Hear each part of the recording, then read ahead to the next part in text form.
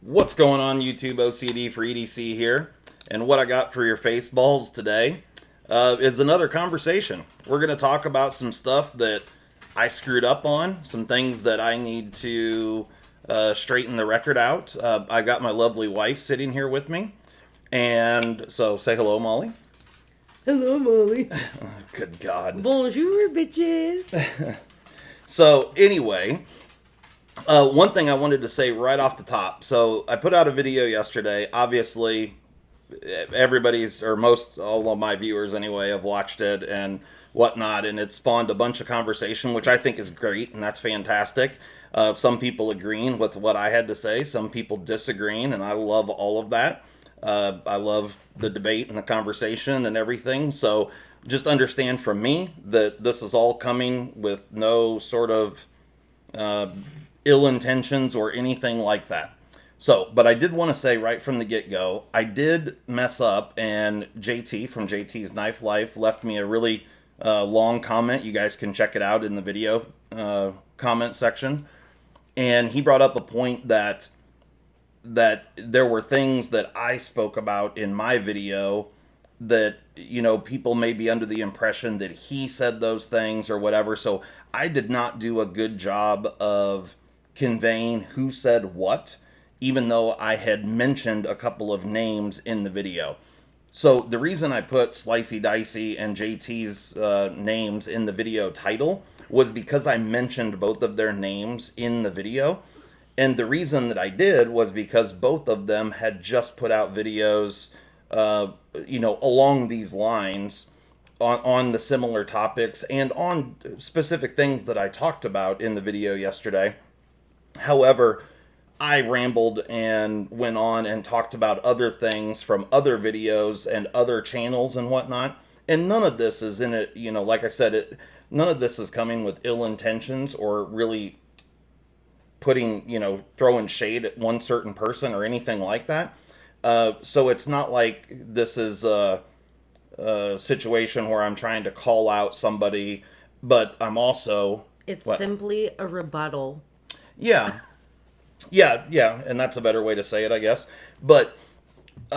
use your words. Yeah, well, the deal is that I was, there were several things that I touched on that weren't in the videos that Slicey Dicey and or JT put out in the last couple of days. So I just want to make that clear that, but I also didn't want people to say, that I was, when I talked about this very S45VN sprint run knife, I'm a man of my word and all that sort of thing. So it's not like I was trying to I don't know the correct terminology for this, that I was trying to be passive aggressive or something and not say the names of the people that I was talking about, because like I said, none of this is coming with bad intentions. It's just the facts that I disagree with some of the things that these guys had to say. And yeah, so anyway, I apologize for any confusion there. And, and I realize that that's a mistake that I made and that I will do better. So anyway, on to other things. Keep him in line, guys. yeah, she'll keep me in line. I don't want that responsibility. Because we watch, or because of the video and all of the comments and stuff, I talked to Molly about it, and she doesn't give a shit about knives. So No? she's totally a neutral party in all of this, if you will. However, there's some things that I feel like needed a little bit further explaining, if you will. I had several people make comments about sprint runs. Now, people on both sides of the fence. And some people hate them, some people love them. And the one thing that I definitely do not agree with is people saying that it in some way or shape or form is unfair, or that it's just a bad deal. That, people gave me all these different examples about, just imagine if you had money in hand and you really, really wanted this one thing, and you showed up and you were 10 minutes late and you didn't get it.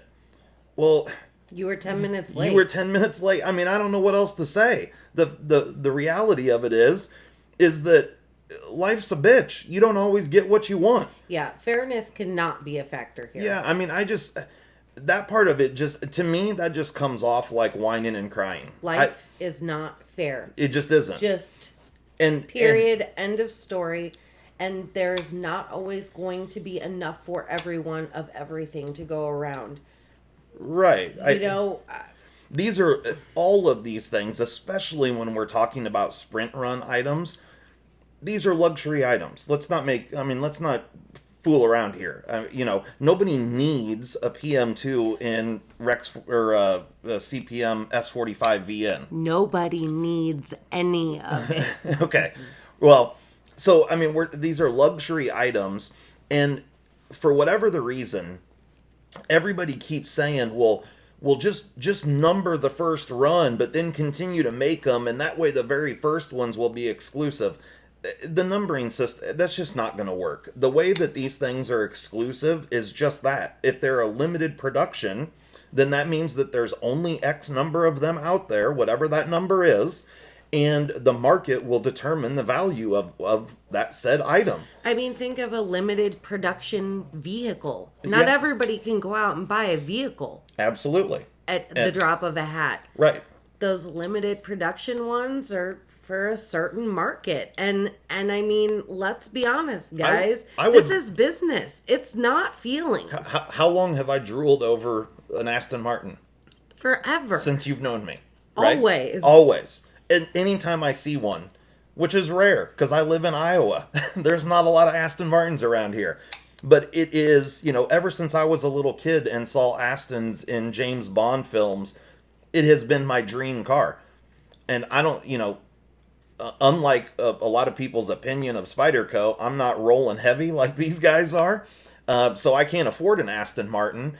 But what I don't do is make a video ridiculing Aston Martin saying, make your cars cheaper so I can have one. Right. And it's not fair because I can't afford one. Right. It's on me on whether or not I do what I need to do in my life to obtain one at some point in my life. Right. Very plainly, everybody has to live within their means. What those means are vary. Right. Absolutely. But we live within our means, and that's okay because many companies make things to fit many means. That's right. Absolutely. And so the one thing that I want to say that personally, I feel like is a good thing that comes from sprint runs is, and I hear people talking about this a lot, and JT talked about it in his video, as well as I think he talked about it in his steel video that he did a few months back. He was talking about, why can't they offer steels like S45 VN in a new model or a small or a regular production model? It's coming. So just in the Reveal 5 that just came out, this is K390 in a Ladybug. They have multiple new K390 models that are not sprint runs. They are normal production models that anyone and everyone can purchase. Now, yes, it's not S45 VN, but this is the very first knife Spyderco has released in S45 VN. This is the first one. So it may take a year or 2 years or 3 years for them to perfect the heat treat and get it down to where they can do it in a large production setting, to where they can have it at a decent cost for everyone to purchase it in a lower cost knife. I'm just assuming, I'm talking out of my ass here, just thinking business side of things. Okay. Not that I'm any professional business all-knowing being. Yeah. But perhaps, and I don't know what's come out in the past and what may be in production now or whatever. Just going to throw this out there. Maybe it's stupid and you guys will, be like, you don't know anything. Just and that's throw fine. But use your words. Shut up. I have to believe that Spyderco uses these sprint runs as a form of market testing. I would, to see what's really desired out of what they're throwing out there with these different steels and stuff. while they are working on getting these things into a production mode. Potentially, and I don't know that for sure. I I'm would not say saying that's probably true that it's they are solely doing that. market research, but Yes, they are gaining information when they do these sprint runs. absolutely. Because most of the guys and some of these other channels and other people have alluded to this, that these knives are really kind of set, for a collector and that sort of thing. They're kind of marketed towards that. And there's a And market for that. and no doubt about it that they are. However, these are also the type of people, like Molly's saying, that are going to give feedback, because they're the type of people that are going to get on Spyderco forums and that kind of stuff and actually talk about the product after they have it in hand. So maybe there's a lot of truth to that, for S45VN, Spyderco wants to put it out in a known platform like the paramilitary 2. This model has been out for a Right, really long something time. people are comfortable with. Yep, and it's very popular. It's established. It's been around a long time. Makes sense. And so they put out, that it comes. Most sprint runs are a different blade steel and a different scale, color, and texture and whatnot. But the overall model is the same. So they know that, they already have a really good feeling for what the market research is on the paramilitary 2, and now they're going to get good feedback on what people think of it in this configuration. And what I have to say about this is that Spyderco does better with steels. I mean, right here we've got S90V, S45VN, K390. Well, I have Maximet blade in here, but this came with CTS BD1N. Here's Rex 45. Here's CPM 4V. And here's 8CR13 MOV. And those are just the ones I have sitting here. So every one of the Spydercos that I pulled out just to show on camera have different blade steels, and I didn't even try to do that. That wasn't even on my mind when I pulled these. So Spyderco offers a wider variety of steels than any other manufacturer out there. Nobody else is doing stuff like Maximet and K390 and that kind of thing. No large production company, that is. So, I understand that people get upset that they missed out on this knife or the dealer exclusives. I understand it. I fully get it. And, I said in my video, and somebody commented on it, that I tried to pick up one of the St. Nick exclusive PM2s the other day when they went on sale. And I missed out on it. And someone said, well, you tried to do the exact same thing. So here we go. I am a collector club in the Spyderco Collector Club. St. Nick's purchases X number of knives. I think the run of the Mannix too, like the one I have in my hand, this run was five or 600, one or the other. And the run of PM2s, I think, was 1,500. So, or maybe it was 1,200. I don't know. It was well over 1,000. So my collector club knife has nothing to do with the knives that get sold by the actual dealer, okay? So I just want to get that out there in the open right now. So it wasn't like I was trying to take 2 away from the market. I was just trying to get 1 off the regular market, and I missed out on it. Did it piss me off at the moment? Yep, because I was there at the time that they went live, but I still missed it. So, did it suck? Yeah, sure. Did I throw a tantrum about it? No. I said, son of a bitch, and then I went out and mowed, I think, that day, because it was on a Saturday, if I remember right. Yeah, so, well, and don't think that, I mean, I'm sure you guys don't think this, but every market does this. I mean, look at the makeup industry.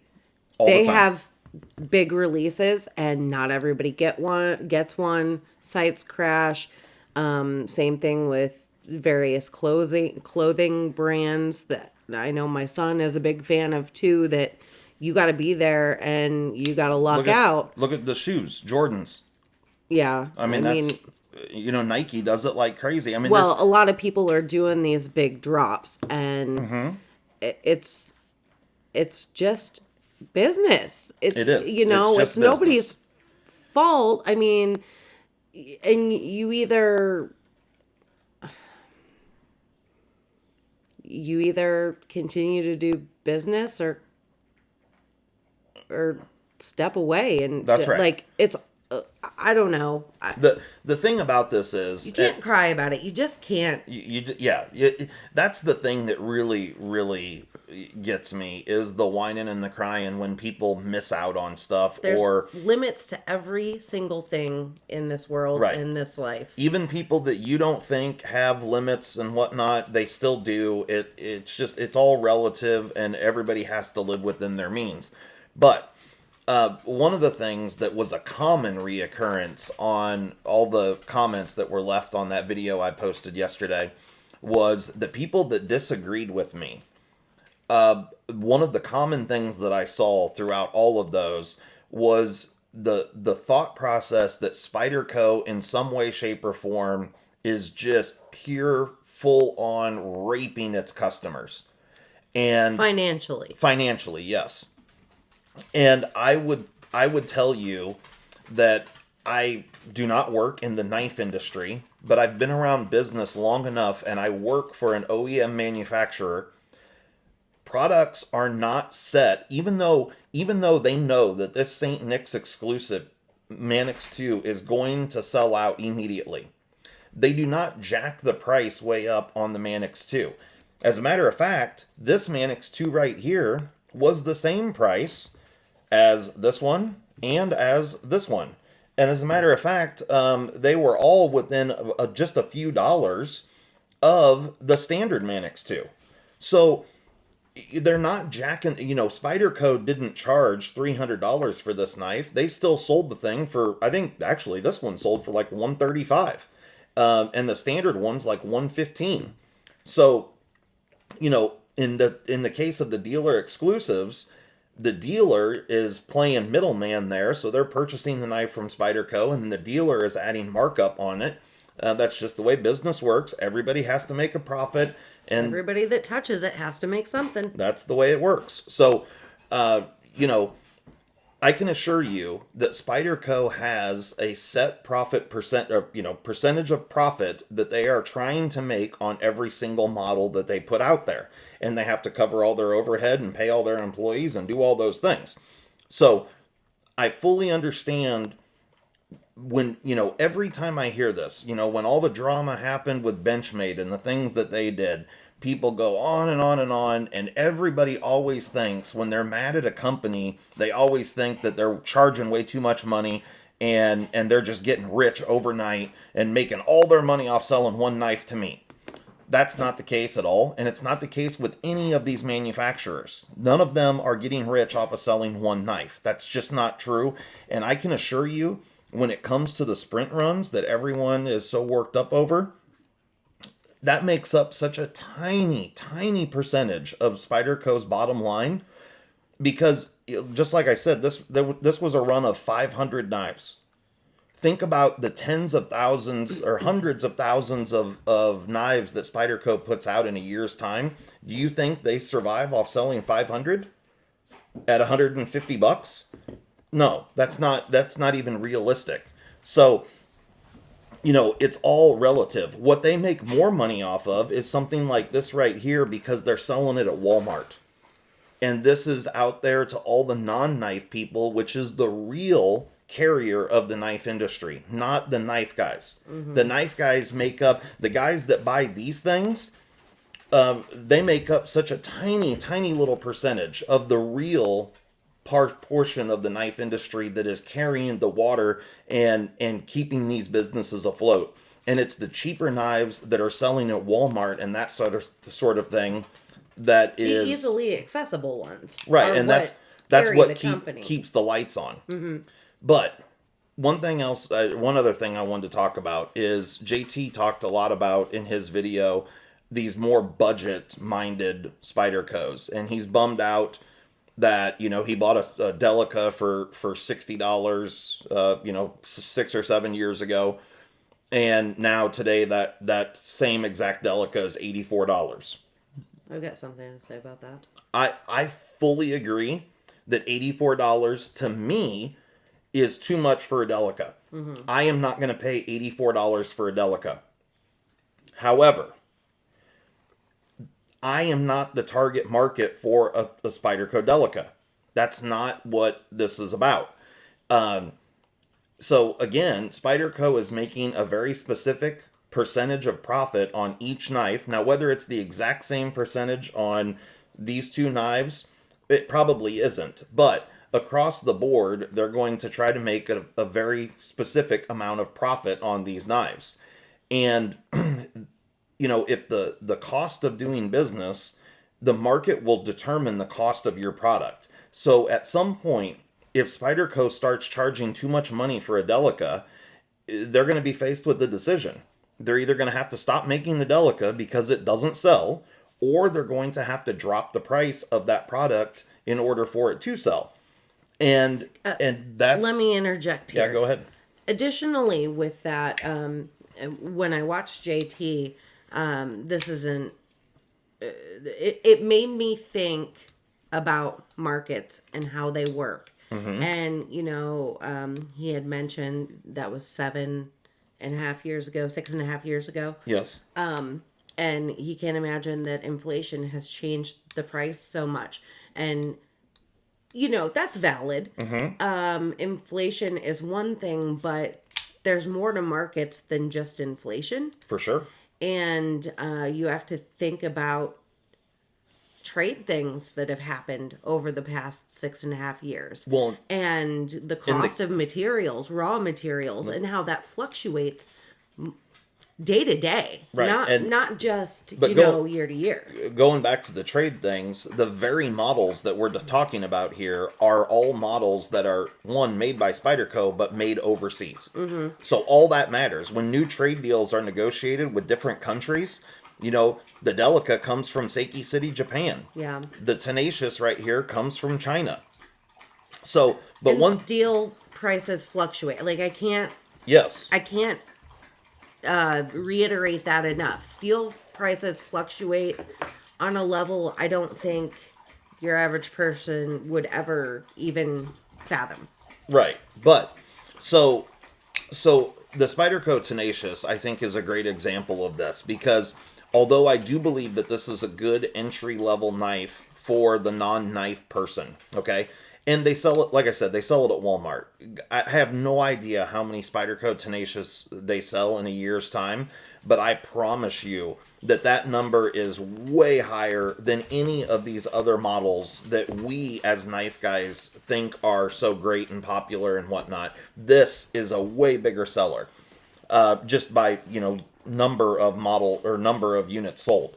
But personally, the sub, I'm going to say even $60 and under is a market that is just gone for the U.S. manufacturing companies. And I'm going to show you why. These two knives cost the exact same amount of money. They're both manufactured in China. This knife right here is a $54. Actually, this is cheaper. This is right around $50. And this knife right here, you can purchase it right now for $44. This knife, this is a Tucson TS127. This is G10 with this kind of faux bolster look. It's just black and green G10. It is a steel liner lock. It is riding on ceramic bearings. It's got a deep carry clip. Blade steel on this one is 14C28N. It's got a very cool looking design. It's ergonomic, it's comfortable, it's extremely well made, and it's cheaper than this knife right here, both coming from China. So the Chinese company, or the American companies that are manufacturing in China, for whatever the reason, whether it's because they're U.S. designs or because there's some sort of tariff or tax or something that's happening that I personally am not aware of. I mean, I don't know everything about the world markets, although I don't have the tax code memorized. Yeah, I'm fairly well educated, but both of these knives come from China. This one in my right hand is made with, it's far superior in every single way. It's better blade steel, it's better materials, it's better construction, all the way around. Now, you may like this design better, but that's not what I'm talking about here. I'm talking about the quality of the build. Both came from China. This one is cheaper to buy. So Spyderco cannot compete on this level. And now in today's world, we have got countless numbers of companies making stuff like this in that, you know, $30 to $60 range. Okay? And I'm going to show you another example. Here's another example. The CRKT BT Fighter. This is a knife made in China. This is the full-size one. It's number 5225. And it is riding on bearings. It is full-on plastic handles. It's got kind of this faux carbon fiber look. It's a button lock on bearings. 8CR13 MOV. I'm pretty sure. Yeah, I'm confident that it is 8CR, even though it doesn't say it anywhere on there. And you know, it's an okay knife. Here's another knife. This is the Real Steel Griffin, also made in China. This is a button lock on needle bearings, 14C28N, aluminum scales that are like hard anodized, and just way better construction. These knives cost the exact same money. So this knife, now again, I'm not talking about the design. You may like the looks of one better. This one should cost more money just based on the materials that it's constructed with. However, this one is the more expensive knife.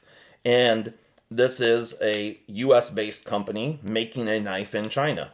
I'm not sure exactly where Real Steel is from, if they're actually a Chinese company or not. But this knife most certainly is made in China, and it is, like I said, the exact same price. Both of these are $54. So, The order of back and forth and around the world can play a big part in that. Yeah, too. and all I'm saying is, and I'm not saying this is a good thing. That's not what I'm saying. It's just I'm something simply, to consider. I'm just simply stating that the U.S. manufacturers, even when they're making knives in China, are having a really hard time competing at this price level. Because when someone goes and they say, I want a button lock on bearings, well, you can have this one that has arguably a really good budget blade steel, and it's made with aluminum and better materials and all that. Or you can have this plastic one over here, and yeah, it kind of looks cool, but, it's okay. And they're the exact same price. And they're both made in China. Yeah, this one says CRKT, but it's still made in China, and everyone knows that. So, the American companies are just really struggling in this price point. So I just think that we're wishing for something that's just not realistic anymore. That we're gonna get a good quality made $30 Spyderco. That just isn't gonna happen anymore. That's only going to be a budget Chinese made knife.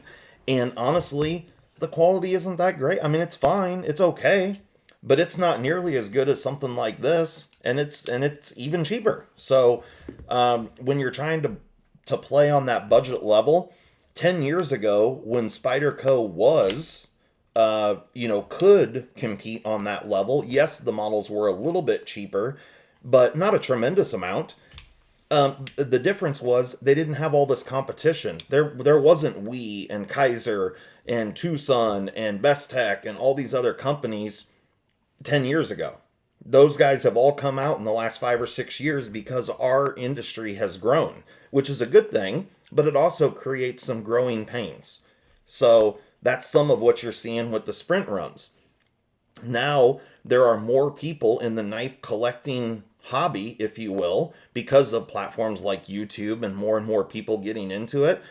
And Spyderco really hasn't stepped up the number of sprint runs they're releasing. So now you have more people trying to get them. And it used to be that a sprint run would be available for 2 or 3 days before it sold out. Now is 2 or 3 minutes. So, it's all part of it. It's all relative. Social media also. Social media. A part Absolutely. In driving There are some good things that come from all this. And this is one of them right here. Kershaw does a really, really great job of manufacturing here in the United States with arguably some premium materials. Now, I'm not heat treat and all that kind of thing. That's a whole separate topic and whatnot. But This is a USA made knife with M390 that can be purchased for like $79. That is really fantastic, and I'm happy to see it. And that's really great that they are able to do this. Yes, it's an assisted knife. So is it the exact perfect knife that I would want it to be? Probably not. But I still support this kind of stuff, and I'm happy that this is made in the U.S., and I'm happy that they're able to pull it off with premium materials at a price point that is realistic for just about everyone. Regardless of what your budget is, most people, it's not out of the realm of possibility to purchase a knife for $79. Even if they have to save up for a month or two to get it, that's realistic for most people to swing. So, yes, would it be nice if we could buy these knives cheaper? Absolutely. But offering all the different steels and stuff is what makes drive these prices down. So as more and more people start gravitating to the newest, latest, greatest steel, it's going to make S30V be available in more budget options, which is super cool. And I think we should all support that, in my opinion. Mm-hmm. And there's a market for everybody. And, you may want to be in a market you're not financially fit for. Like, don't take that the wrong way. Right, it's just the truth. Facts. Yeah. Trust me, I would love to be in the Aston Martin market. Yeah, seriously. I mean, there's tons of things I would like to buy. Yeah. But I sure don't blame any company or person for it not being in my hands right now. Right. Right. And here's my own life choices. Here's another example of what I'm talking about. This knife right here is on the same price level as this right here. And this is, again, 14C28N. As you guys can tell, that's one of my favorite budget steels. But, this is a full titanium frame lock on ceramic bearings with hardened steel insert and ceramic detent ball and all the stuff. And, it's you can buy it for around $55 just the same way you can buy this 8CR plastic handled CRKT. And this is titanium. So, it's just not realistic. There's tons of stuff. I think the point here is there's tons of stuff out there. There's a lot of competition. Yes. There's something for every budget. Yes. For every person. And although you don't get what you dream for necessarily, you can still find something great. And it doesn't have to be a matter of, crapping on a company for what they're doing. It's a matter of, explore and find something you might love more than you ever thought you would like this Sprint Run Spyderco. Yeah, absolutely. And, yeah, I don't know. Everybody pipe down. It's just knives. Everybody pipe down. It's not that anybody's really piped up, but no. And I want to say, everybody, even the people that disagreed with me and stuff, everybody for the most part's been really respectful and just there hasn't been anything nasty come out of this or anything like that. I gotta say, I'm shocked at how I'm not really shocked because everybody in the knife community that I've come across has been great. Yeah. And the conversations are great. The sense of humor is great. There's not really drama. Sometimes there's drama where there doesn't need to be any, but whatever. Yeah. And it's nice to see you boys having you girls too, having conversations about this and getting your perspective out there and kind of making each other think. And I mean, I don't know if I contributed to that at all, but because Justin said, I don't really care about the knives. But, I think about what's been said in a different light that's more maybe business focused and understanding of markets and supply and demand. It's really simple. Yeah. Economics. Spyderco wouldn't make these things if the market didn't demand it. That's right. That's a fact. And for all the people out there that think that it's just as simple as because these items sold out immediately, then Spyderco just should make more. The minute that they do make more, they become less exclusive. And, I said this in a few of the comments that I replied back to some people last night. The minute that it becomes not a buy now situation, if it's always sitting there available for you to purchase, and whether you like this or not, I'm just speaking, from the manufacturer side of things. Manufacturers are constantly coming up with ways to separate people from their money. That's just the truth of the matter. That's what they're trying to do. That's their goal. That's business. That's business, okay? So you can think about that as a negative thing or a positive thing, but that's the reality, okay? So there is always some type of call to action to get you to buy now, okay? Because if they don't, if this Mannix right here, they just said we're gonna keep building these things until nobody buys another freaking Mannix and Rex 45 and burnt orange G10. Okay. So if I know that as the consumer, I'd say, oh man, that Mannix looks really, really nice and I really want one. But man, I know that PM or that Para 3 looks pretty good too. And that Mannix, I know it'll be there 2 months from now. So I can always get one of those. But this other one over here, or that Kershaw or whatever.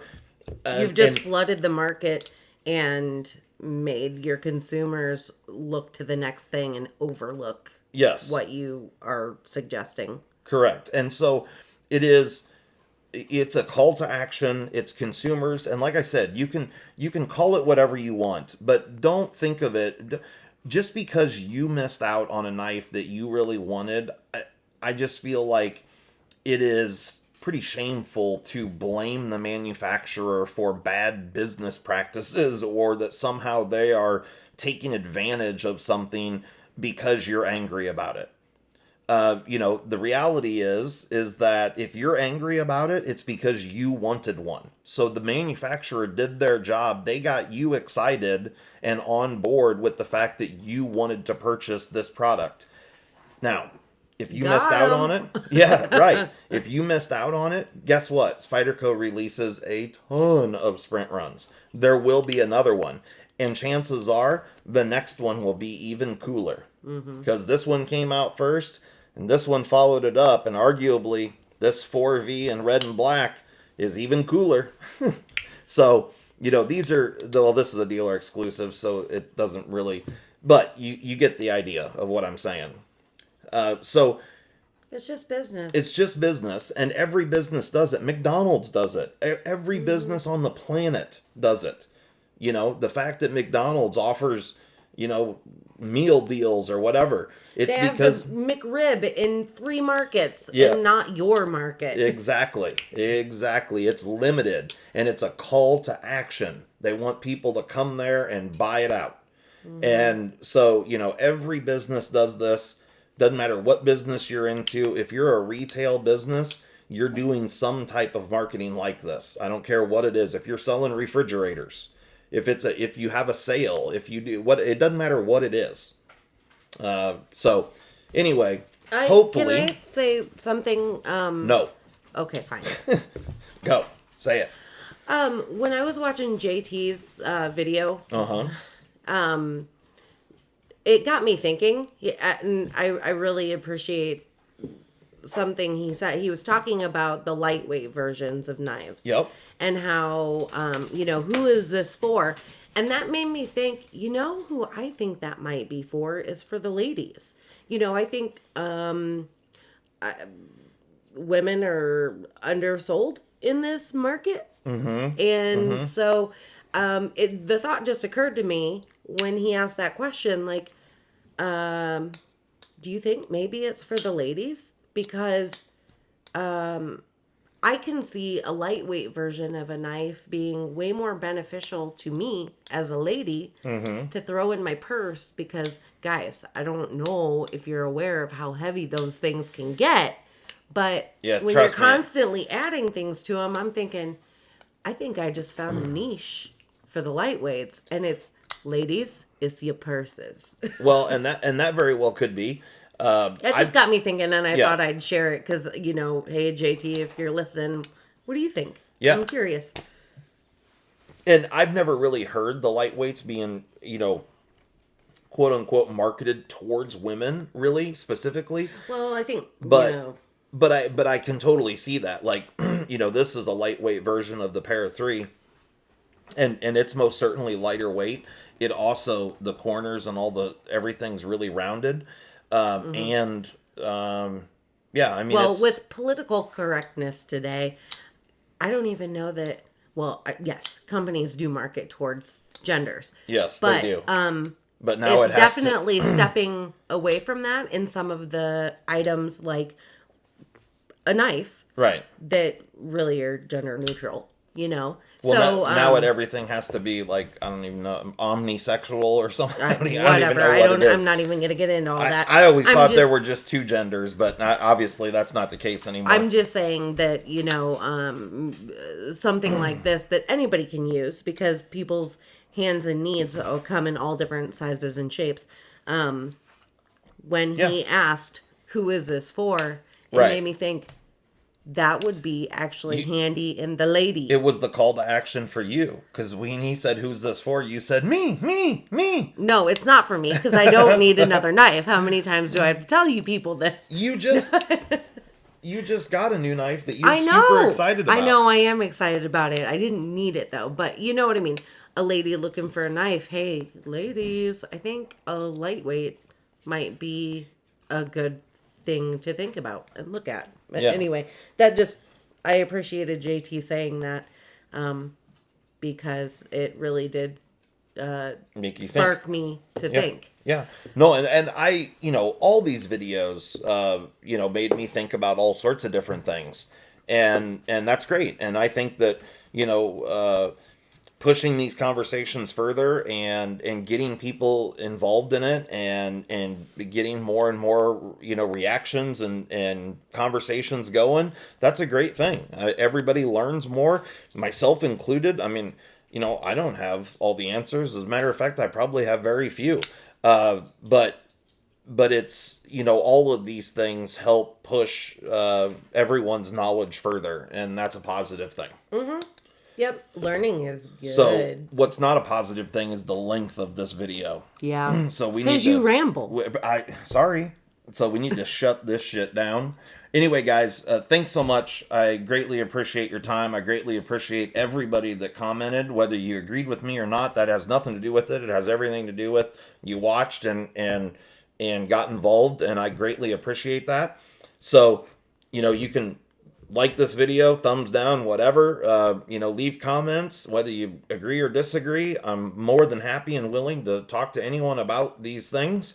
I try to respond to everyone, although when the comments start becoming way too many, I'm not the greatest typer in the world, so...